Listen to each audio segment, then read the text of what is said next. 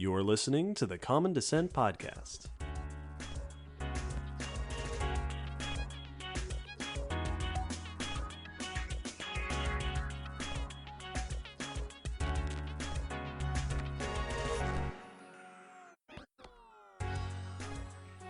Hello, Will. Hello, David. Hello, Hiral. Hello, David. Hi, Will. And hello to all of our listeners out there. This is a very special episode of the Common Descent Podcast.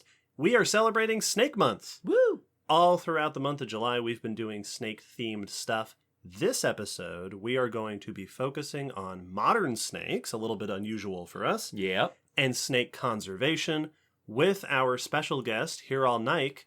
Hiral, thanks so much for being here. Thanks so much for having me. Please, before we get into the sort of main stuff of our discussion, go ahead and introduce yourself briefly for our listeners. Cool. Okay, so here's a short version. I'm Hiral Naik. I'm currently based in South Africa, originally from Zimbabwe. And yeah, I'm a herpetologist that specializes on snakes. Doesn't mean that I don't like lizards and turtles and frogs. But snakes are just a little bit special. Agreed. And yeah, I'm doing my PhD on snakes, and specifically on snakebite, trying to understand venomous snakes. There's long been this fear of snakes, and so it's exciting to be getting to the bottom of it. And yes, I also do some conservation work with a non-profit organization, which I'll speak about a little bit later. And we do some education work, and it's very exciting. Cool. Very cool. We are very excited to talk more about all of those things. Let's start with, so you work with snakes. Obviously, that's why you're here. That's why I'm so excited to have you as a guest on our podcast. What does that look like? What kind of work do you do with snakes? So I work for a nonprofit organization called Save the Snakes. They are based in Sacramento, California. And the main mission of Save the Snakes is to mitigate human-snake conflict on a global level. And my work through Save the Snakes as the Africa Program Manager, I have set up a project in South Africa where we specifically focus on community engagement and education in rural communities. So here I've partnered with an organization called Hoedspruit Reptile Center. It's a snake park that already does existing snake education and reptile education. And the reason for this partnership is, two organizations are stronger than just one. And so we don't want to reinvent the wheel. We want to strengthen our efforts through this shared partnership. Gotcha. Yeah. It's so interesting that right off the bat, so you work with conservation, and then you said that the work you do is on snakebite. And I think that it might not be immediately obvious to people why snakebite and venomous snakes is so important on the concept of conservation. But I guess it's because if you're talking about conservation, what you're talking about is snake-human relationships. Exactly. And in fact, my PhD on snakes and snakebite came out of some of my work with Save the Snakes. I've always had this interest in snakes, and snakes are absolutely fascinating. But I always felt like, I wanted to apply the academic work that I do in a real world setting. And so for those of you that don't know, in 2017, the WHO, the World Health Organization, declared snakebite a neglected tropical disease. And what a lot of people might not know is, we don't actually know why snake bite is so prominent in certain regions and not others. And we also don't know the role of snakes in snake bite. So their behaviors and their distributions, there's very limited knowledge in how this actually relates to the occurrence of snake bites. And so a lot of my PhD work is trying to investigate this in a South African setting, and then hopefully applying this throughout the rest of Africa. That's fascinating. The idea of thinking of snakebite as a disease, as a tropical disease, is really interesting, in part because you have to imagine that gets a new realm of people interested in it. Yeah. And now you're getting more of a medical lean to the sort of impetus to study this. Yeah. But I imagine that must be so hard. It makes me think of like cancer, right? We talk about cancer and people talk about curing cancer. But reality, cancer is a whole list of different diseases. Yeah, it's not one spectrum thing. of conditions. Right. Snakebite's got to be very similar. You know, all different groups of snakes have different venoms with different impacts. So it must be very difficult to try to treat it as a disease. Well, in Yeah. different parts of the world with different habitats and different groups of people. Exactly. Yeah. So, I mean, as the name suggests, like most of the tropical regions are very affected, very much affected. But it doesn't mean that snakebite doesn't occur in, you know, parts of the United States or Australia, for example.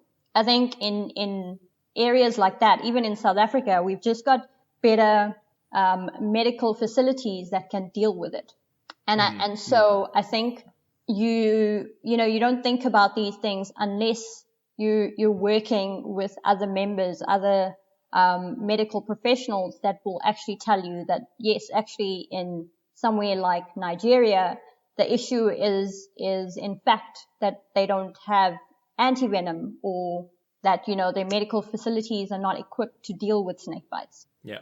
That is always an interesting part of it here in the U.S., in that we have venomous snakes and people do get bitten. Like rattlesnake bites are not. Oh, yeah, it happens. That happens, I don't know all the time. I don't know what the numbers are, but a lot. That happens a lot.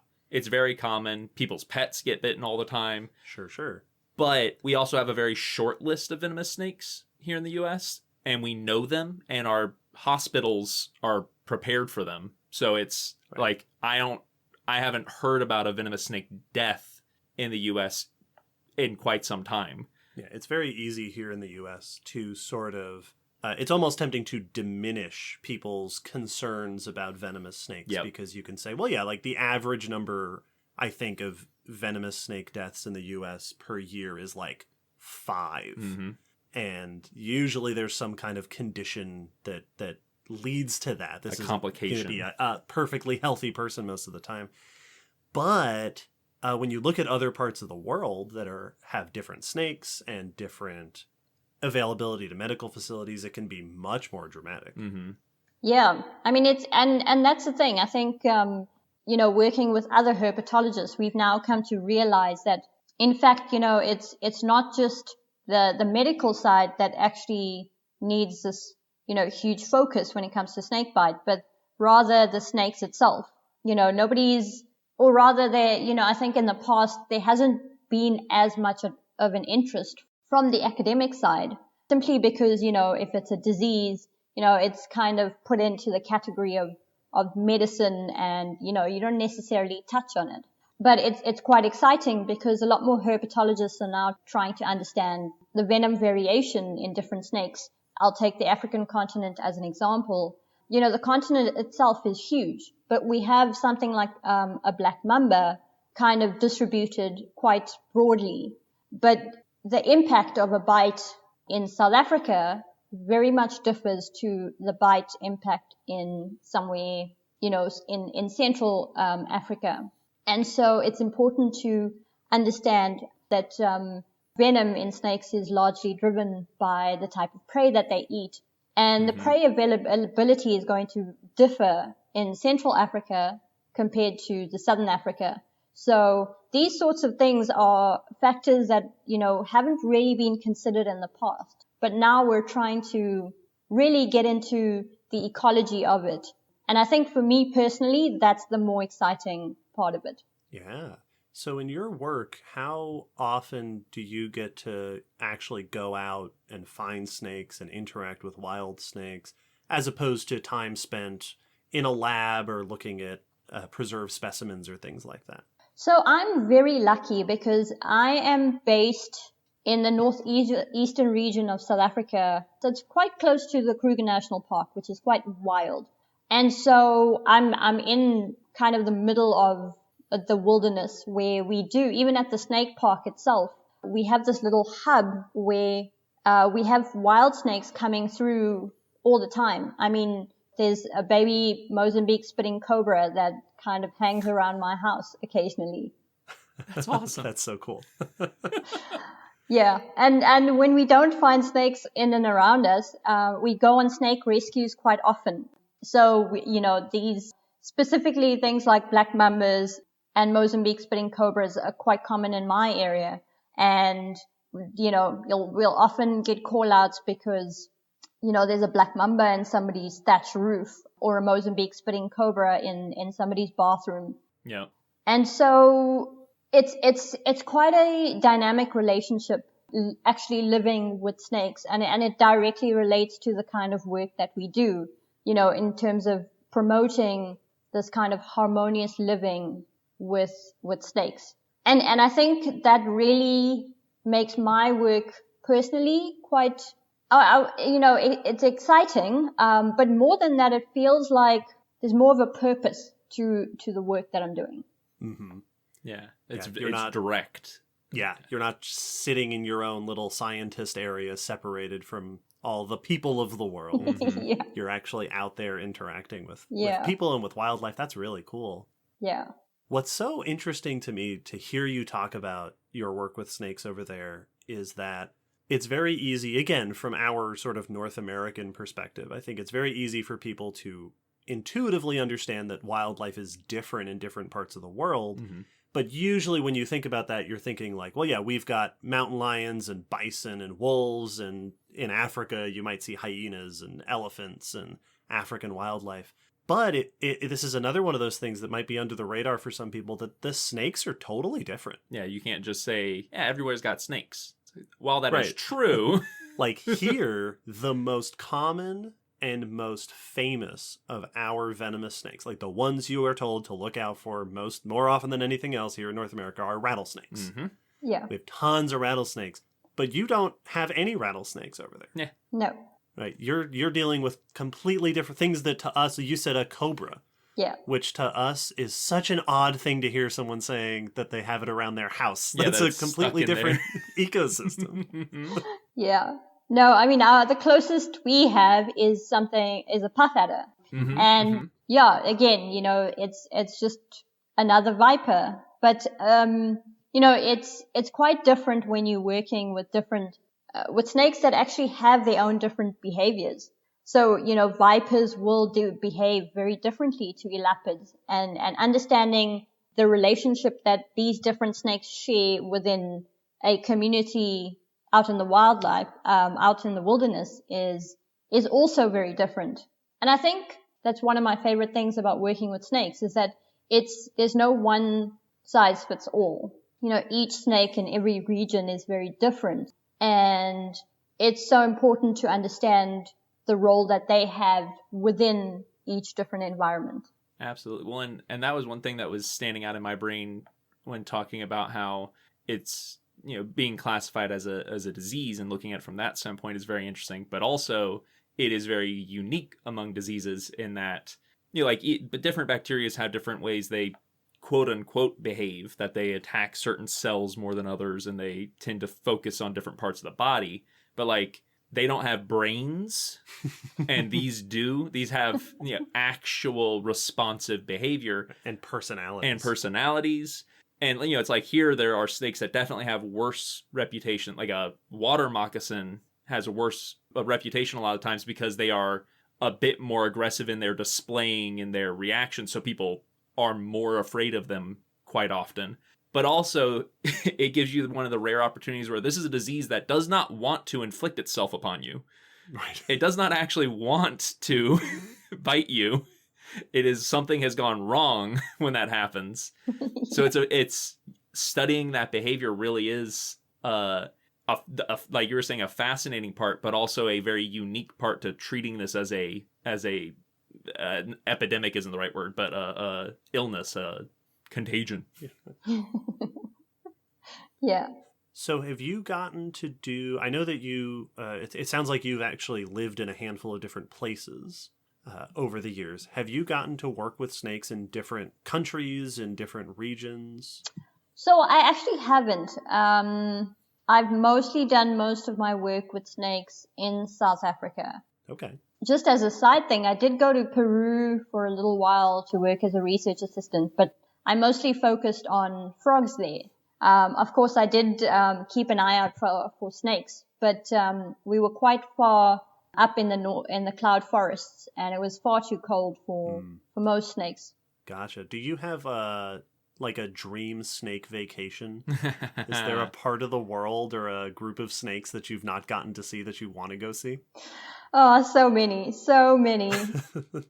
Hopefully, later this year, I have a trip planned with Save the Snakes to Costa Rica, and that is very top of my list.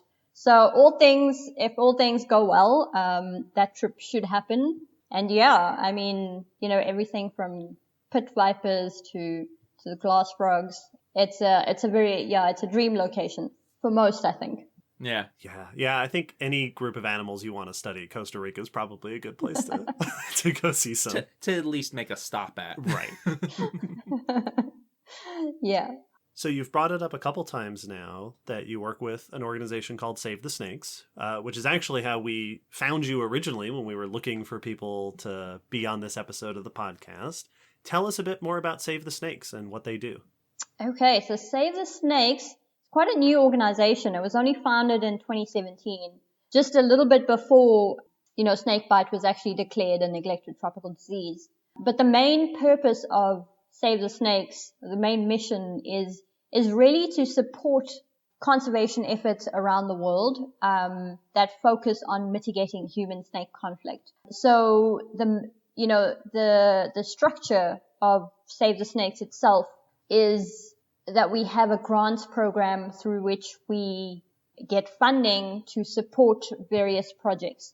And what started off as, just initially starting off just kind of getting an idea of what kind of organizations are out there and how we can support them. I think what's ended up happening is that we've had so much interest in this specific aspect. And what we've learned is that there's so many projects out there that focus on human-snake conflict and mitigating that kind of conflict. So I don't have the numbers off the top of my head, but we've got projects that we support in Nepal, in Brazil, in Ecuador.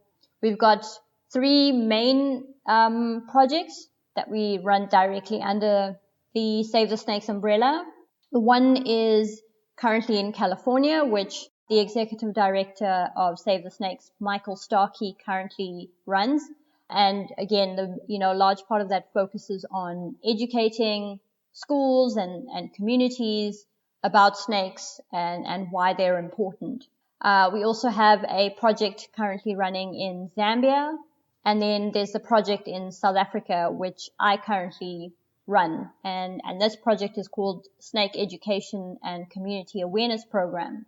And this kind of global structure really allows us to get a perspective of human-snake conflict globally. And what we've realized is that every country differs when it comes to, obviously the people, but the way we have to kind of communicate our lesson plans, and our main messages. And so it's important that we, have, a group of people that is on board with sharing the experiences, wanting to learn about, how they can improve, and actually building a global community where we can, not only mitigate human-snake conflict, but ultimately reduce snake bites. Yeah, I have so many more questions I want to ask about that. But before I do, I want to zero in on this human-snake conflict. Mm-hmm.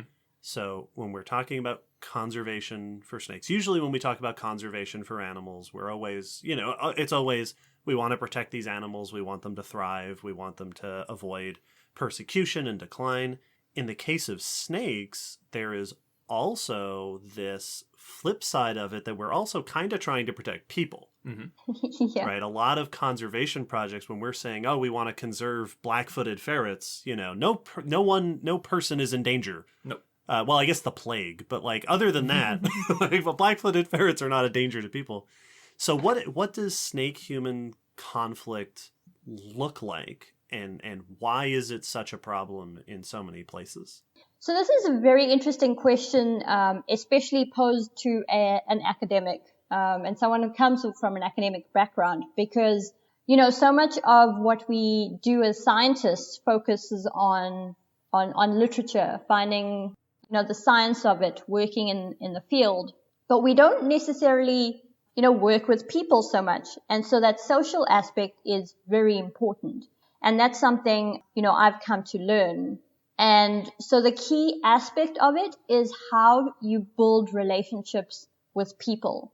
Because at the end of the day, even to protect snakes, you're going to have to change people's mindsets. Mm-hmm. And the only way that's going to happen is, if you can really build these successful relationships where people from different communities can actually trust you. And, I don't just mean rural communities, but, the public, people that live all around us. The fear of snakes has been around for a really long time. And I think you'll find that it's kind of a chance encounter of meeting somebody who might like snakes or who might, have this, raging fear of snakes. And so, I think one of the things that I've learned a lot is how to build these successful relationships with people. No, I think that's a really good point that you made about the academic versus the social, because so often with a lot of other conservation things, like you were saying with black-footed ferrets, or like, the whole issue of animals not being able to cross highways. Mm-hmm. You say, all right, well, we can study, what is the problem? Where are the issues? And we can think, hey, if we put a bridge, that'll help these animals. That's a very academic engineering approach to the problem. It's very analytical. It's very logical. But when you're dealing with a conservation issue that's mainly driven by antagonistic behavior between humans and the animal, the thing you have to deal with is that a lot of people hate snakes, have been raised to hate snakes, so that you're dealing with a social issue, a emotional So, and it construct. isn't always logical. Exactly. Yeah, there is not logic driving it for a lot of people. It's because I've known tons of people, and if you say, why do you dislike snakes? The answer basically sums up, because I dislike snakes. Because they're snakes. Because I don't like them, because I don't like them. And that's about as far as that conversation can go, because they don't have a logical or even an experience. That's just how they've been raised. So it's a really good point that you can't approach this from the same scientific, clean, clinical analysis that so many other conservation efforts might be able to be handled. Yeah, exactly. And throughout this entire project that we've set up, so we only started our education project here in South Africa in January 2021. And I mean, I've had experience in doing education and things before, but specifically with these rural communities, what you tend to realize is most of them focus on this academic and this school curriculum that's just defined by the government. Whatever the government says, you do. And most of us have gone through that system.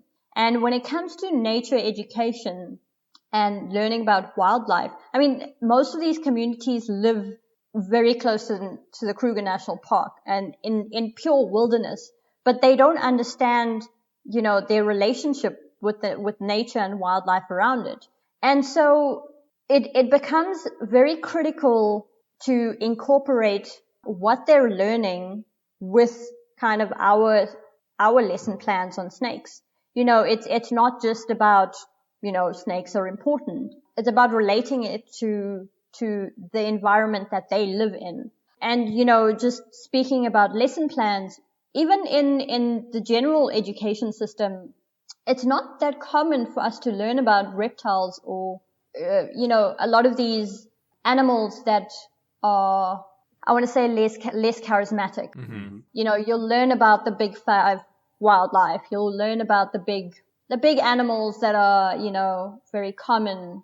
But when it comes to these smaller animals and how, what their role is in the ecosystem, we only tend to learn about it later on in life. And if you don't do biology at university or in college, then you're just going to pick it up from different people that you talk to. And so what you then realize is that there's actually this mass population that is completely uneducated about snakes, even the simple role of what kind of things that snakes eat. Mm-hmm. And I think that's kind of where the problem is. Yeah, I mean, we experience, I think, pretty much the same thing over here, is that there's a general lack of understanding of these animals, and it leads to that question, and this question comes up in conservation all the time, and I'm sure it comes up with snakes, is that question of why would we want to save them anyway? Yeah. What good do they do? What points do they have? Exactly. What is their purpose? Well, it's like when people talk about mosquitoes. Yep. And we say, well, mosquitoes are disease vectors, and someone will come along and go, well, why don't we just wipe out every mosquito, and then the problem is solved? And I'm sure there are people, we hear, it's a very cliche comment here, to hear from people that say the only good snake is a dead snake. Mm-hmm. Yeah. And I'm sure there's, some version of that where you are as well. So what... obviously the education is not something that happens in 2 minutes, but for the 2-minute version, how do you explain it to people? What do you say, and how do you get that across when you're trying to explain, no, these are animals that are important for us to protect? Yeah, that's an excellent question. So our education model specifically focuses, at least on our schools that we visit. We have this kind of 2-visit model where, we go to them for the first time and we discuss simple things like, what makes a snake different to, for example, a lizard, why snakes are important, what kind of myths have been spread around and why they're not true, what to do if someone has been bitten by a snake, because that's quite an important one in a lot of communities as well, especially because a lot of them are, used to going to traditional healers, which is a whole other topic altogether. And so, putting this all together and then kind of showing them why snakes are actually quite cool, their important role in the environment, we kind of hope to get that initial engagement. We even created this little video that's available on our Save the Snakes YouTube channel, which was kind of put together by someone who does stop motion. And so it's this little, people-friendly, kid-friendly video that shows that, snakes eat rats and mice. The snake venom is used to create medicine. And snakes themselves are actually eaten by birds and other mammals. And so there's this whole food chain. And this is why the snake's are actually important. And it actually goes quite a long way in helping the school kids just get a better idea of snakes. And then we also take 3 different snakes and do a snake demonstration. And this is so that they can actually understand the actual behavior of snakes. And I think this interaction and seeing a live a venomous snake that, somebody else is obviously a trained handler is handling, they start to see snakes in a completely different light. Mm-hmm. And so when we go to them for the second time, we try and focus a lot more on, the biology of it. Like, snakes do things like shed their skin because they're growing, Southern African python also look after their babies like a lot of rattlesnakes do. And these kinds of things really help them in trying to understand and learn about snakes a little bit more. So yeah, that really, really helps us. And so, we do, surveys before we do our talks and then after our second visit. And so that we can actually collect this data on how these students are, what their perceptions are. And I think for me personally, that's been a really invaluable way of actually understanding how effective our efforts are. Yeah, it's so important. Programs like that, because we've both worked at places where you do animal shows and you introduce people to animals. It is so valuable to introduce people to animals as animals. Yes. Because when you have a group like snakes, this is also the case for things like sharks or bats or spiders, a lot of these kinds of animals. where people have this image in their head, and whether they realize it or not, of a monster. Yeah, it's a caricature of that animal. Right. Of a force of nature that has come out of some ancient mythology or something. And when you're able to show them and say, yeah, look, this is how it uses its senses, and it's growing, and that's why it sheds its skin. And this is just an animal. And just be like, and this is Susie. Right, yeah, exactly. Like, this is Bob. This is Bob the Python. And just an individual animal. I am fascinated to know what kind of snakes you use for your show and tell when you're introduced. Because here, usually some of the most common snakes that will be used in things like that will be like corn snakes and king snakes. Ball pythons are really common because they're common in the pet trade. Yep. What snakes do you use to introduce people to snakes? So we use 3 venomous snakes. We use the puff adder to show obviously the puffing behavior, but also it's a snake that really wants to kind of hide away. It's not going to come to strike you purposely. Yes. Mm-hmm. And so that's one of the snakes that we use. Also because with puff adders, a lot of people, believe that if you're standing about a meter away, that the snake is just going to suddenly come and strike at you. Mm-hmm. Yeah. So, we show them how docile the snake really is. And then we also use a boomslang, which is a tree snake. Yeah. Will and I, both of our faces lit up when you said that. Like, boomslang's such a cool snake. That's awesome. It's one of my favorite snakes. And I think the reason for it is also because they're so docile, and most people have this idea of, when often in the area that I'm based in, if people see the snake that lives in a tree, they immediately think of it as a mamba, especially a greenish color, which, boomslang, the male boomslang have this greenish color. And so we make it a point to tell the learners that, actually in our area, we don't actually get green mambas. And so the defining feature is this big eye that the boomslang have. And so during the demonstration process, we also show that if you show the boomslang a branch in a tree, it's going to want to climb up instead of trying to attack the person. Mm-hmm. So that's an exciting snake. And then we also use a snouted cobra. And it's very interesting using the snouted cobra because the snouted cobras obviously get quite big, quite long. And the learners are immediately scared because there's this huge snake coming out of the bucket. Mm-hmm. And so we put the snake under a hide and then show that actually, when the snake spreads its hood, it's actually doing that because it's just trying to defend itself. And then we'll compare it to, for example, the Mozambique spitting cobra, which is a spitting snake, and then, differentiate between the two. And I think, having these 3 different snakes to compare, because each different one has different type of venom as well, it helps them to differentiate and understand that actually, it's not just one type of snake. There's so many different types of snakes, and they're actually not that scary.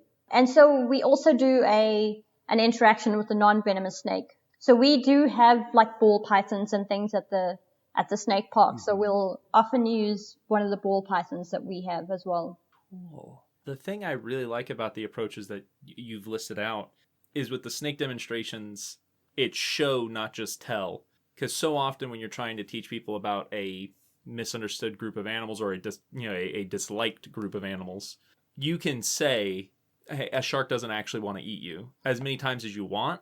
And people will just be like, yeah, okay, sure. Whatever you say, buddy.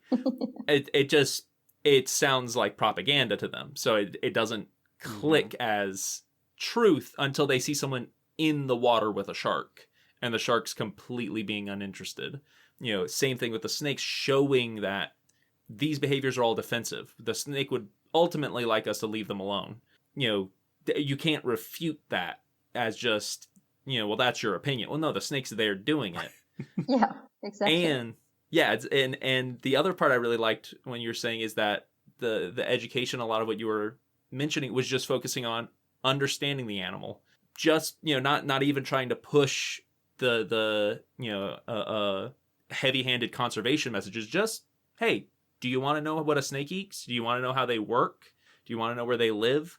Because that sort of understanding it dissipates the myths, but it also can hopefully nurture interest. And as soon as you're interested, then you care about the animal. As soon as you care about the animal, you don't want it to die. Right. And I really appreciate the approaches you all are using, because they're key parts of conservation that I don't think always get realized or considered. So often it feels like the main goal must be emphasizing what we need to do to save the snake and why we should save the snake, but that doesn't always connect with people the same way as just understanding the animal. Yeah, exactly. Yeah. I remember, I think I've mentioned this story on the podcast before, but a friend of mine, their mom moved to Arizona a while ago and got there and was terrified of meeting a rattlesnake. And she was like, what do I do? Oh my goodness, there's going to be rattlesnakes. What do I do if I meet one? And I happened to be there when they were talking. And I said, go the other way. Yeah. If you see a rattlesnake, walk the other way. And I could tell she did not believe me. She was like, no, I can't. Well, I turn my back on it. I can walk away. It's going to come after me and all this. Give it the perfect opportunity to strike. And I tried to explain, I gave all the reasons. Here's all the reasons. And I could see her thinking about it, but it didn't actually click. And then a few weeks later, my friend told me that their mom had encountered a snake, saw a rattlesnake, walked away, didn't get attacked, and was like, oh my goodness, it worked. And that was the moment that clicked. Having that actual experience, that actual interaction really helps it drive it home so well in a way that just talking about it can't do. Yeah. Yeah.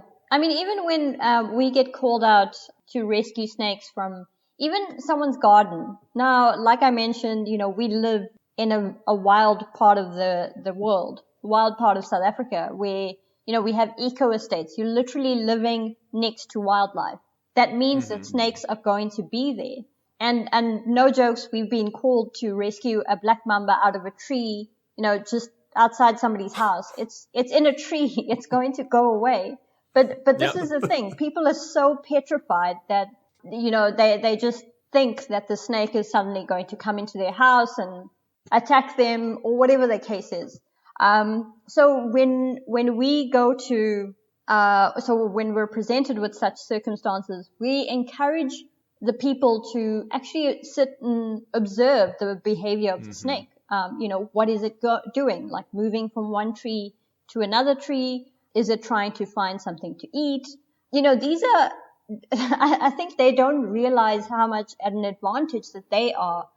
Because a lot of scientists would kill for an opportunity to just sit and see the snake going around doing its thing. I'm super jealous. Yeah. When you said that someone sees a mamba in a tree, I'm like, what? I want to see a mamba in a tree. What's rent prices like there? Right. So here's a question. So I this is a topic that comes up a lot with conservation, and I suspect it will have come up in our Crocs episode, which we haven't recorded yet, but which our listeners will have already listened to by the time this comes out. Yes.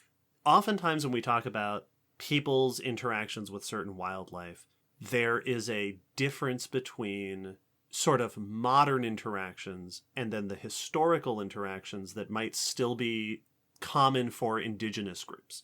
It's very common to hear, well, this is an indigenous group of people. This is a population of people who have been here for many, many generations who have learned to coexist with the wildlife and who don't have the same issues that we do. Is that the case in your part of the world? Is that the case in South Africa? Are there communities like that either you have to approach differently, or is there an indigenous sort of long historical human-snake relationship that might be different from what we think of more common, more general perspective?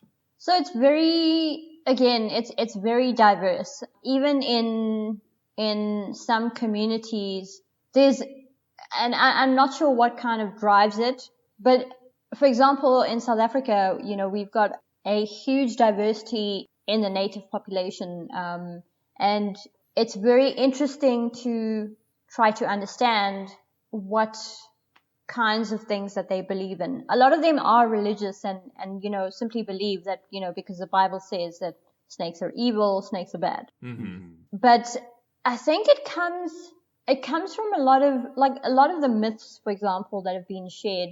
We find that people just kind of start a rumor and then it kind of becomes this myth that everybody's afraid of. If, someone saw a snake in the middle of the night and, there were these big eyes that were glowing and they were scared that it was a snake, and now they suddenly believe that these snakes are coming out at night and scaring people. And so we have a lot of that kind of, I guess, belief in why snakes are, I guess, in this having this fear of snakes.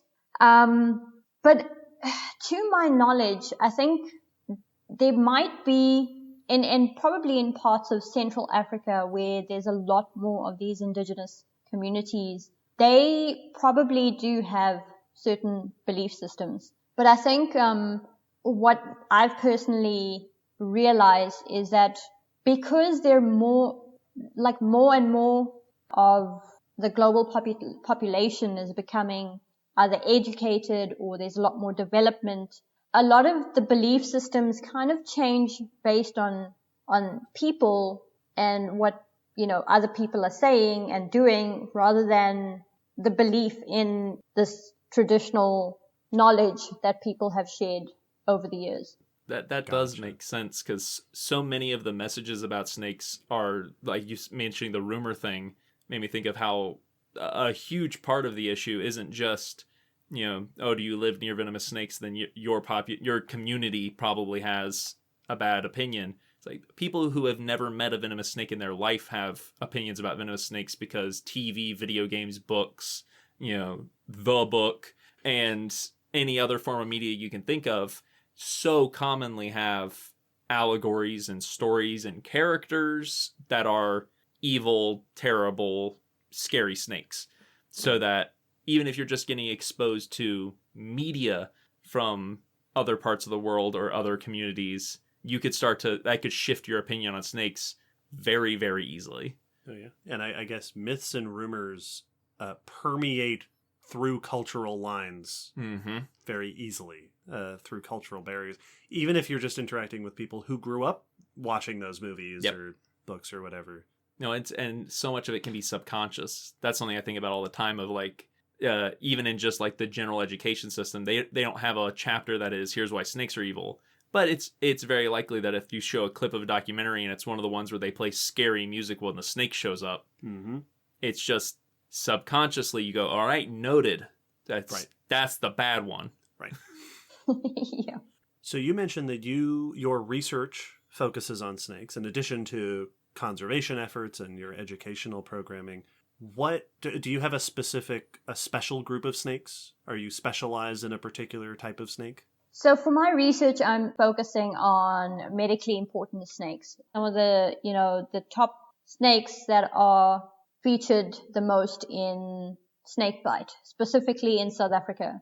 So the World Health Organization has this big list of medically important venomous snakes in different countries. And while a lot of this list needs to be updated, the main purpose of having this kind of list is to be able to learn more about, which are the snakes that are considered to be biting people the most. So for my research, I'm focusing on, the black mamba, the Mozambique spitting cobra, the puff adder, the snouted cobra, and then two other snakes, the stiletto snake and the rhombic night adder, which are two other snakes that are also featured in Snakebite, not as prominently as the other four. And that's in my region. The Cape cobra is another snake that is in the western parts of South Africa that does cause a lot of bites as well. And it's quite interesting because even when it comes to just general ecology and behavior of these specific snakes, we don't actually know a lot. And so that's what I'm hoping to learn a little bit more about. So just to give you an idea, I'm looking at everything from distribution of these snakes in relation to climate change and, changing environments, a kind of qualitative aspect of my research is also trying to get data from hospitals and trying to do interviews with farmers and with doctors to try and get their perspective on snake bites, when it comes to snake bites that they have treated. And then the last bit of my research really focuses on the behavior of these venomous snakes. So I'm specifically looking at defensive striking and, like what are the circumstances under which these snakes want to bite people? Is it just kind of random? Is it, when you're trying to hold the snake, trying to capture the snake, trying to kill the snake? And so, I'm just setting up these different scenarios where we'll be testing how these snakes react to different things that are presented to them. That's fascinating. Well, and it's so cool that the snakes you're studying overlap with the snakes that you're using for education messages and programs. Yeah. Because that allows you that it's so cool to think, and your audience might not even realize this, but that here's a person running this program teaching you about this species of cobra or about this species of venomous snake, telling you about their behavior in a way that basically no one else in the world could explain this behavior. This is the person who studies this snake's behavior. That's a great opportunity for your learners, but it's also such a great opportunity for a scientist to be able to do this research and observe this snake and make observations and take notes and then turn around and present that information directly to a more general audience. Yes, absolutely. I mean, I think I've learned more in terms of, like probably I'd say intellectual growth in this specific area of work because of this work, both in a social setting, but also in a more scientific setting. And part of trying to tackle snakebite on this global scale at the moment, like the big push is trying to use this transdisciplinary approach where, we have people work, scientists, herpetologists, we have sociologists, people that are, experts in education and social behavior, but also healthcare professionals. And, us all putting our minds together and then coming up with solutions. And for me personally, it's so incredible to be able to work in a space where we can hear these different perspectives and then come up with solutions in a way that hasn't really been done before. Mm-hmm. Very cool. That's such an exciting thing to be a part of. It's really exciting and encouraging to hear this kind of work getting done, especially in various parts of the world, especially that there is a global aspect to it, that this is multi-organizational, multidisciplinary. Do you ever end up working alongside other conservation efforts? So, for example, in Africa, obviously there are lots of endangered animals in Africa. You've got all those wonderful megafauna that do so horribly in a world overrun with humans. Do you ever end up working alongside other conservation efforts? Do you ever end up having like snakes alongside, vultures or whatever as sort of a shared message? So a very interesting question because the location where I am based is kind of a conservation hub. So I'm also based in a biosphere reserve. And the people that run it are the Kruger Canyon Biosphere Reserve. But there's multiple different conservation organizations that work here as well. The Endangered Wildlife Trust, they've got projects on vultures and hornbills. There's an organization called Elephants Alive. They obviously do a lot of work with elephant-wildlife conflict. And yes, so our goal is to kind of partner with these organizations where we can. And we've found that this kind of younger generation, a lot of these conservationists between, in the early 30s, we've all got this shared drive towards collaboration. And a lot of us, don't see the point in going to the same community and doing two different types of education with the same kind of, outcome. If we put our minds together, we can get people to understand that, it's not just elephants or snakes, it's biodiversity and how these snakes and elephants interact in the same environment. And so, we haven't implemented any projects with the Elephants Alive organization, but with several other organizations, our goal is to partner with them rather than setting up a different initiative altogether. And I'm sure you'll talk about challenges a little bit later on. But I think one of the biggest challenges when it comes to probably organizations trying to work together is funding and, trying to understand where the funding is going to go, if there's a better approach, if you approach a funder together, apply for a grant together. And I think we're still in the next couple of years in the conservation community, trying to get our heads around that kind of dynamic. I think we're headed in the right direction, especially with a lot more people trying to collaborate with others.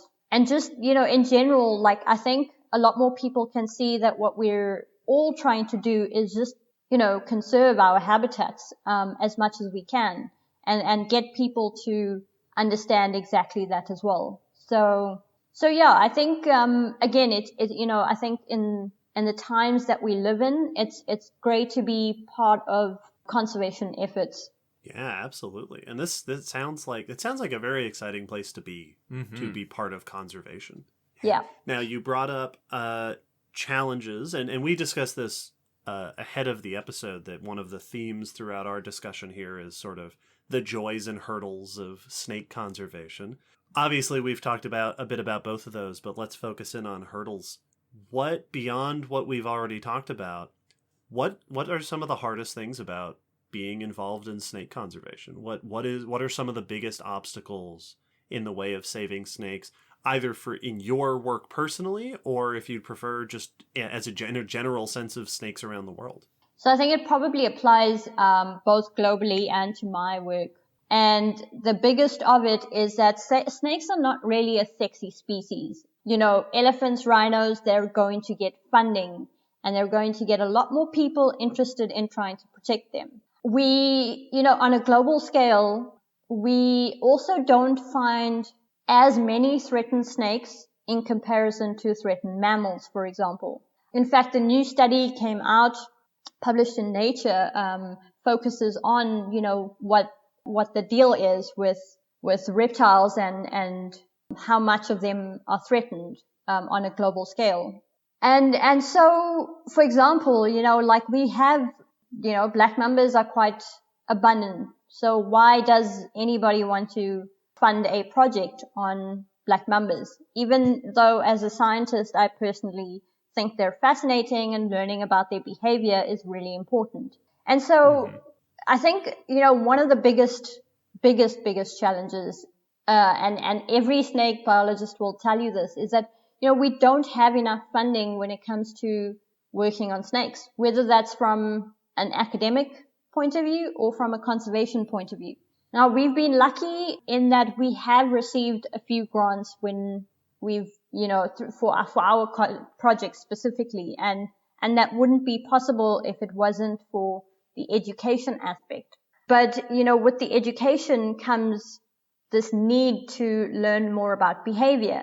And one of the best ways to learn more about snakes is to track snakes using radio telemetry.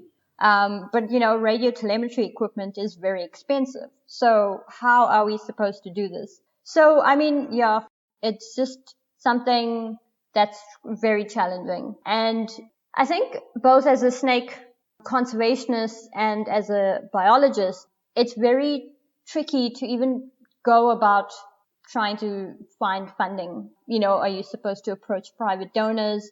Other conservationists, other herpetologists are going to be in exactly the same boat. So yeah, I think that's one big challenge.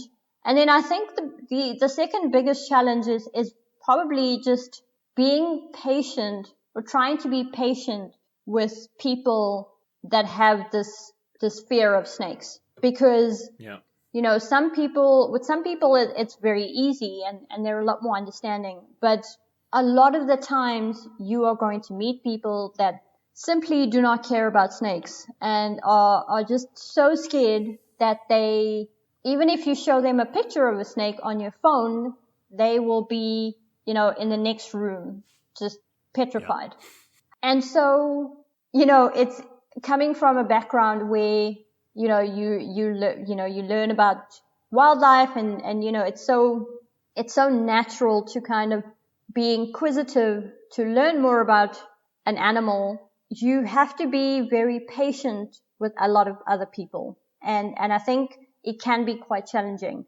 Also because in a lot of communities, if you don't speak the same language, the people are not going to get your message across, or rather they're not going to understand the message that you're trying to convey. And so it's important to be able to, one, be patient with others, but also then teach yourself to be patient in such a situation and not be angry in a situation where all you want to tell somebody is just, come on, look at how great this animal is. Right. Right. How can you not see how cool it is? This is one of the things. It's sort of a combination of two things. It's very common for scientists especially, right? That you learn so much, you become so familiar with a topic, you become an expert on something, and it becomes easy to forget what it was like when you weren't an expert. Yeah. It becomes hard to bridge that gap between your knowledge and what is reasonable to expect of the average person's knowledge. But then especially when it's a topic like this, where it's something that you feel very passionate about and your audience feels very passionate about, but for different reasons, a different kind of passion. For opposite reasons. Yeah. It can be very easy to get angry and to get frustrated and to encounter, especially if you're in education and you're dealing with a general audience, you are encountering the same misconceptions and the same misguided fears and misunderstandings over and over and over again. And I've known lots of scientists who really struggle with this. And I've really struggled with this in my own educational work, that it can be really hard to, the 70th time you hear somebody say the same misguided comment about snakes and justify it as a reason to not care about snakes. It's really hard not to start yelling at a person, even though that's not their fault. Mm-hmm. Yeah, that's a real challenge in science and science education.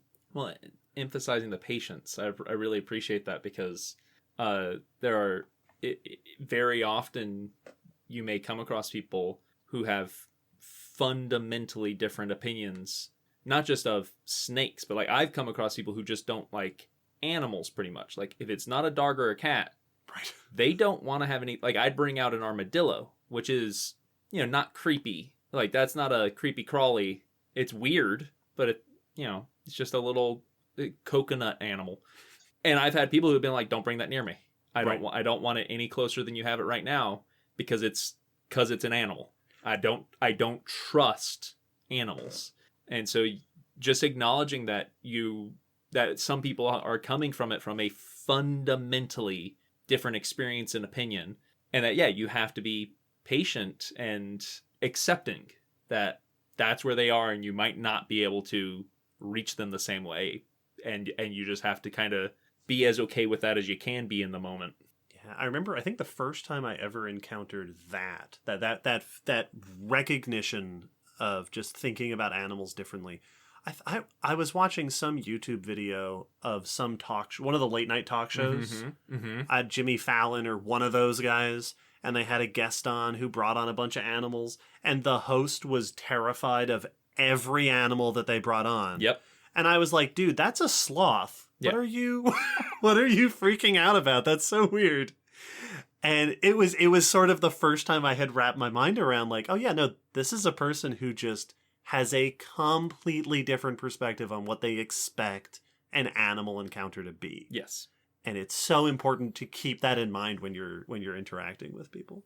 Yeah, absolutely. Well, the other thing that strikes me about the challenges that you talked about, the challenge of getting people's support and getting funding and convincing people to lend their time and their support to these kinds of efforts, is that in the long run, I imagine it must be very comforting to think that if you're doing your job right, that will become easier and easier in the future. That as we are doing a better job educating our audience, and especially children, those children grow up to be the people that have the money and to be the private donors and to be funding organizations. So ideally, if we are doing a good job educating our audience now, then the next generation of scientists will hopefully have a better time finding funding and finding support, because they will be dealing with an audience, dealing with donors who grew up better educated on this stuff. Absolutely. I mean, even now, I think what we lack in the snake conservation community are like enough people to do the job. You know, I'm doing the job of being like a marketing agent and trying to plan these events and still doing my PhD. And, you know, there's a lot of things that I, as one person, am trying to do. I mean, it's a catch-22, because if there was another person, we could share the load. But at the same time, you know, we need to pay this person. We're not going to pay this person if we don't have the funds, you know, to pay this person. Right. And so I think, you know, like you said, you know, I think in this kind of, by educating the current generation, we are kind of alleviating this pressure of just one person just focusing on various tasks. And I think it's quite common in conservation where you have these different people that are doing one job, but they're doing the job of like 10 people. And it's simply, you know, it's not just that we don't have enough interested people, but we don't have a lot of people that, at least, you know, from my personal opinion in South Africa, we don't have a lot of people that are going to also then just take the risk and try something that has not been done before, because, you know, a lot of people are looking for this life where they can be comfortable, which is completely understandable. And when you work in the conservation world, unless you work for a really, you know, prestigious or well-known organization, it's a lot more challenging, because, you know, there's this one person that's trying to then meet multiple people to convince them to try and get funding, or it's a matter of doing a lot of this stuff on a volunteer basis as opposed to getting paid for it. And I think there's a certain mindset that you need when it comes to working in conservation for wildlife, because ultimately it's the sacrifice that you're making to protect the biodiversity. And I think, you know, we have a lot more people that are that understand why it's important to protect biodiversity. And that's why, you know, I think conservation being done today is far better than it was being done 10 years ago.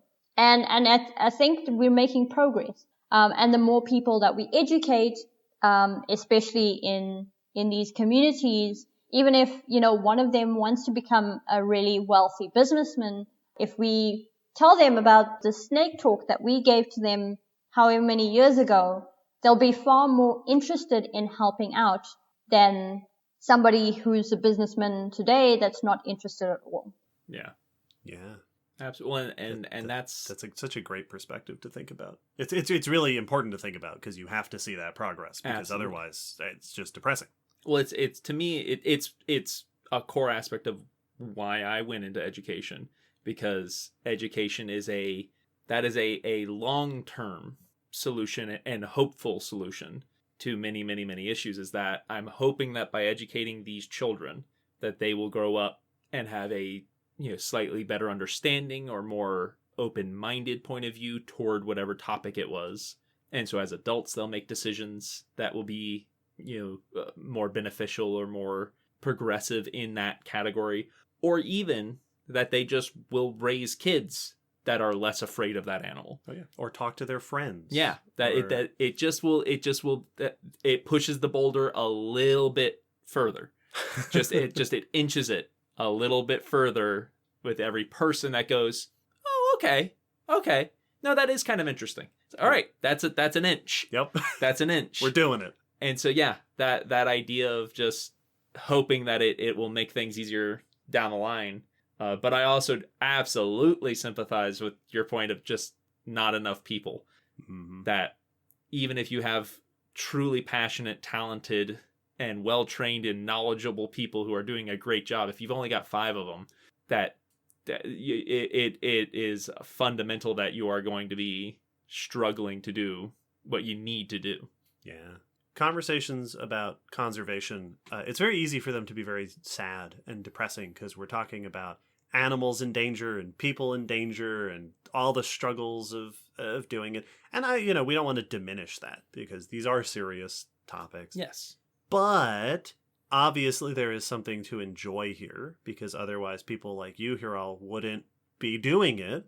So let's shift over to a slightly lighter note. Tell us about the joys of snake conservation. What is great about working in the field of trying to save and educate and research snakes? Changed perspectives and actually getting to see the changed perspectives like in front of my eyes.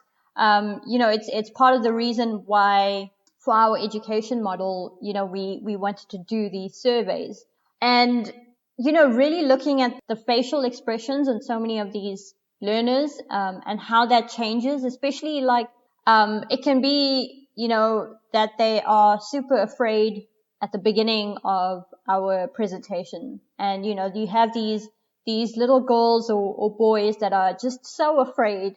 But the more that we engage with them and questions that we ask or encourage them to ask, by the end of the session, those are the students that are, raising their hands up, trying to ask a question.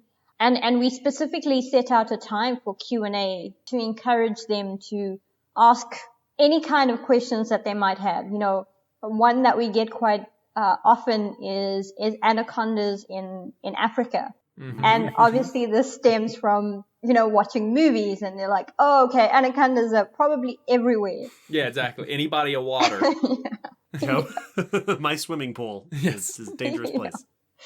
And so that opens up this conversation between us and the learners and it allows for that growth in our relationship that we're trying to build. And it's so satisfying to be able to know that, we made it a point to come to the school and educate this group of learners. And especially when it comes to, they don't, to them, it doesn't matter if you're, a scientist or you're somebody else. As long as the information that you're coming to tell is, something that they can understand. Mm-hmm. And obviously from our perspective, it's important that we, convey the right information. But for them, it's about being curious about this group of people that's coming in and teaching them about something quite exciting.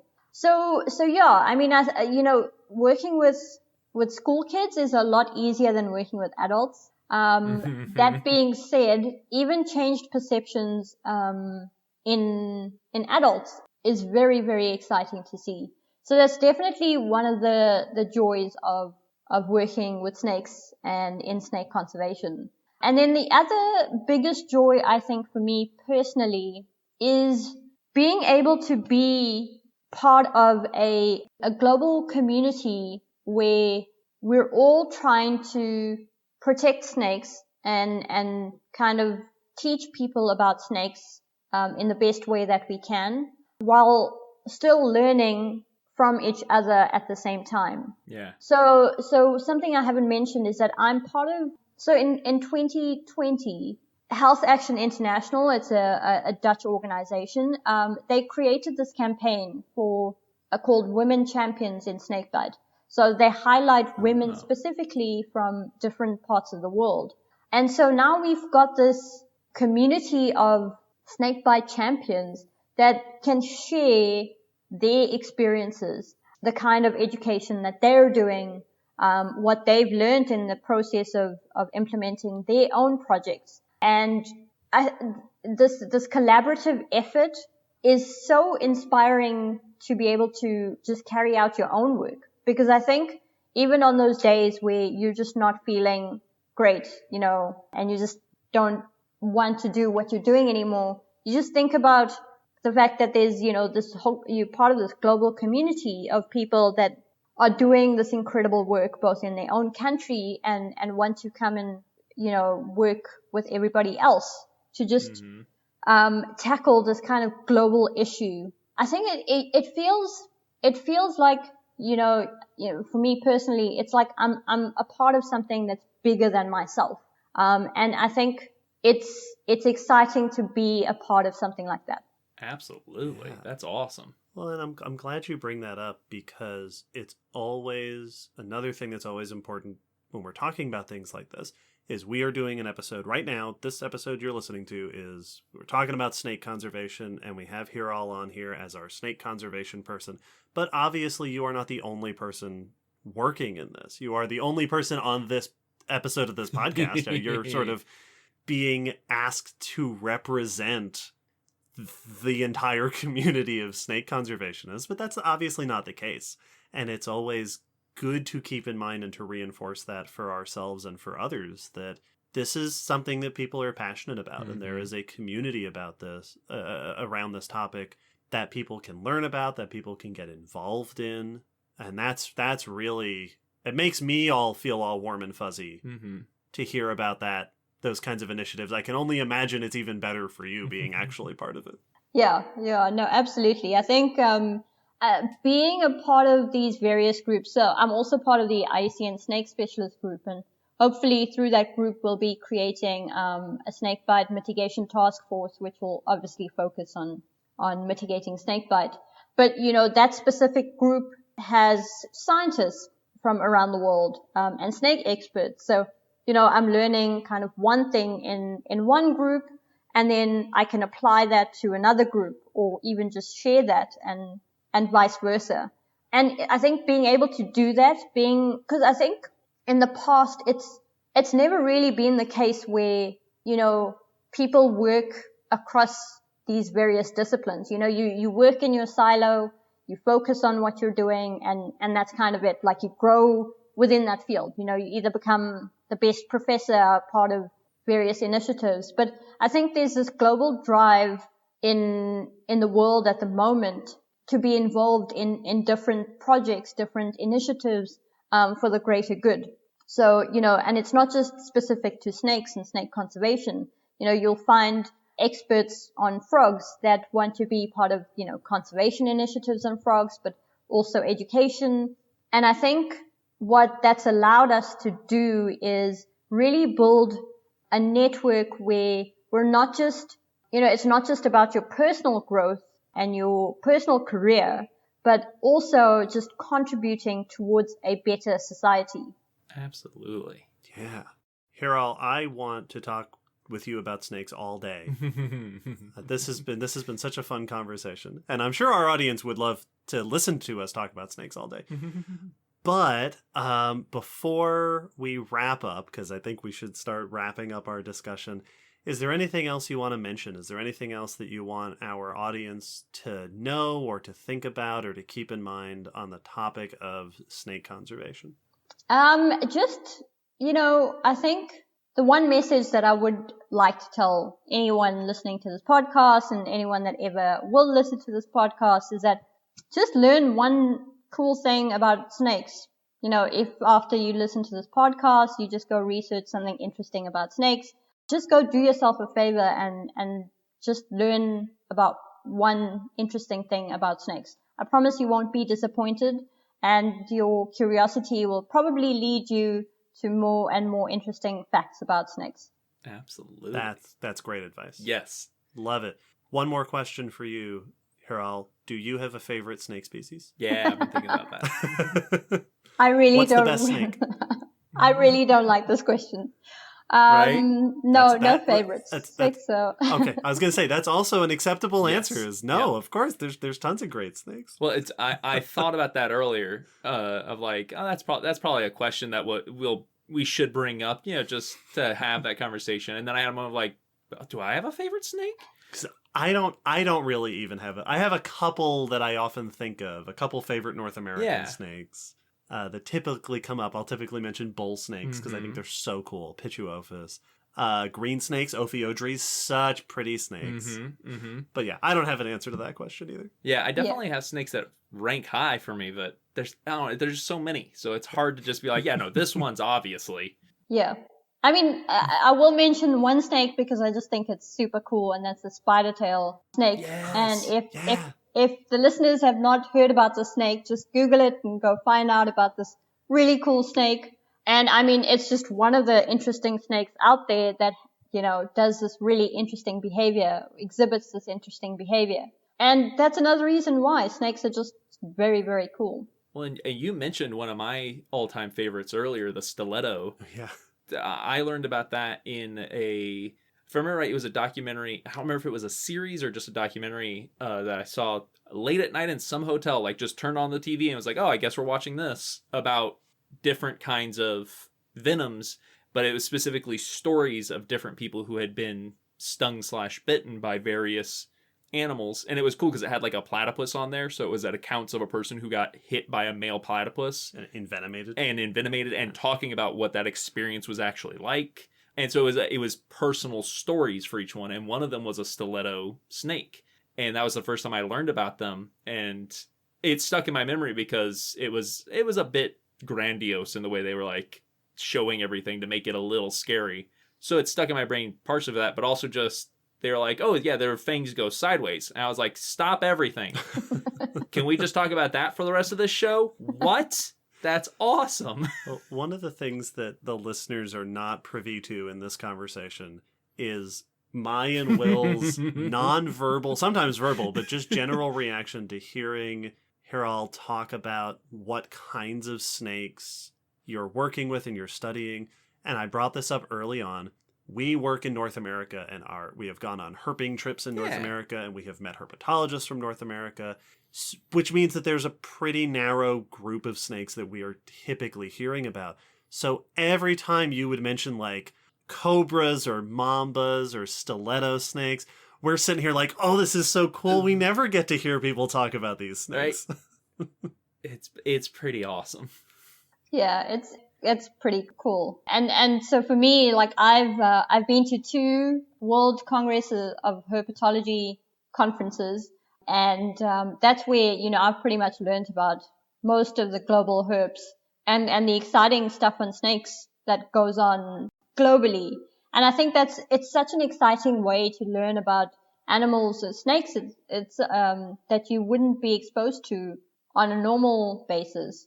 Because I think, I can't emphasize this enough. There's just such a huge diversity in snakes on the planet that you can only know so much. But that's why I said, like Google something interesting about snakes. Trust me, you'll find something interesting. Yeah, so listeners, go look up stiletto snakes or spider-tailed snakes or boomslangs or pick a snake name we've mentioned this episode and go take a Google. Another thing you can take a Google about, I've made up a phrase, Yep. is in the episode description, we'll put a bunch of links to these organizations that we've been talking about. So we'll put a link to the Save the Snakes website.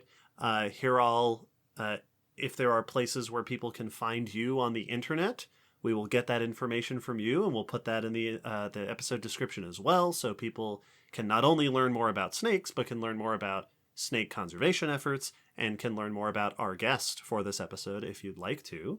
Hiral, you've also been on some other podcasts, I know. Yes. One of the famous ones is the Squamates podcast. Also an exciting herpetology podcast.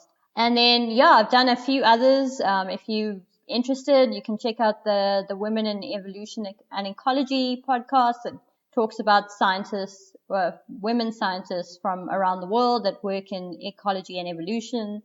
And then just quite recently, I did an interesting episode or podcast recording for the BBC World Radio, which focused on venomous snakes. So but you'll find all of these on my website. So I'll share that in the podcast description. Fantastic. Cool. Oh man, I've never been more reluctant to end an episode. Right? Stop talking about snakes. That's the problem. Just wait till we record this Crocs one. Yeah, no. Yeah, we're going to have to pull Will away from it, too. Hiral, thank you so much for joining us for this. This has been a ton of fun. It's been really fascinating talking to you. Thank you so much for having me. I've loved sharing information about my work, and I hope people have learned a little bit more about why snakes are important. Mm-hmm. Listeners, if you want to continue engaging with snake stuff, check out our other Snake Month things we've been doing. You can find things like that on our social media, on our Discord, and so on. If you haven't checked out our cool Croc stuff that we did last month in June, check that out too. We did an episode just like this, but about croc conservation. This episode is also being released on World Snake Day, July 16th. So you can check out, we'll put that link in the description as well for the World Snake Day. I don't know if they have an official page. I know there are many different pages, but it is World Snake Day, which is the whole reason we chose to do Snake Month in July in the first place. Yep. So check all that stuff out. Keep listening for more cool stuff. Keep listening to our podcast. Check out Hiral's stuff. Don't go hug a snake, but go say nice things in a snake's direction. Yeah, 2-finger touch on the back. If it's No, don't do that. If it's a person holding it, allowing you to do so. Go blow a kiss to a snake from Yes. a safe distance. Thank you all for listening. Thank you one more time, Hiral, for joining us. Thanks a lot, guys. Happy Snake Month, everybody. Bye. Happy Snake Month.